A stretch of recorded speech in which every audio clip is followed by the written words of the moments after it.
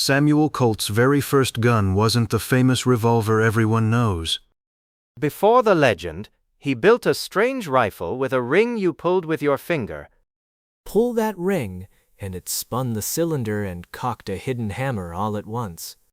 He made them in a New Jersey factory back in 1837, years before he was rich or famous. Only about 200 were ever built, making it his rarest creation. So the man synonymous with revolvers started out with a rifle almost nobody remembers. This wooden ceiling holds itself up with no central beam and no pillars. It's called a hammer beam roof, and it's a medieval carpentry trick. Instead of one giant beam crossing the hall, short timbers jut from the walls and pass the load down. Arched braces curve up beneath it, so the whole roof seems to float in the air. And you'll find one hiding in a tiny village church in Thurstonland, England, built back in 1870. A cathedral-worthy roof, tucked into a village most people have never heard of. This woman was the only doctor in her town for 49 years. In 1897, Susan Anderson became one of the first women ever to practice medicine in Colorado. The rugged mining town locals gave her a nickname, Doc Susie. She treated everyone, loggers, ranchers, tunnel workers, and expectant mothers. She even nursed the town through the deadly 1918 flu and served as the county coroner. One tiny mountain town, one determined woman, half a century of saving lives. His parents sold their only farmland just so he could finish high school. In rural Romania, this family owned almost nothing but a single plot of land. To keep their bright son in school, they gave up the very land that fed them. That boy grew into one of Romania's most celebrated scientists.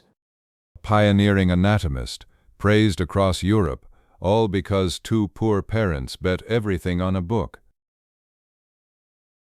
Britain nearly held an entire criminal trial in total secrecy, no public, no press allowed. It was 2014, and 2 terror suspects were about to be tried behind fully locked doors. Even the defendants' names were to be hidden. It would have been the first fully secret trial in modern British history. But senior judges at the Court of Appeal weren't having it.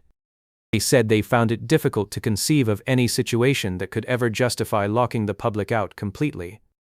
So the verdicts were made public, a reminder that in Britain, justice is supposed to be seen. She enlisted in the army at just 14 years old. It was 1969, and she was stationed inside a military hospital deep in Sichuan. But the strict army life just didn't fit her. Too many rules, she said. So she walked away and chased something completely different, the movies. In 1978, she entered Beijing Film Academy and studied directing. That teenage soldier grew up to become one of China's greatest women directors. She called it her magnum opus, then only ever finished book 1. In 1950, a famous Regency novelist set out to write a sweeping medieval trilogy. It followed the House of Lancaster at the very peak of its power. But her wildly popular Regency romances kept pulling her back, plus a mountain of tax bills.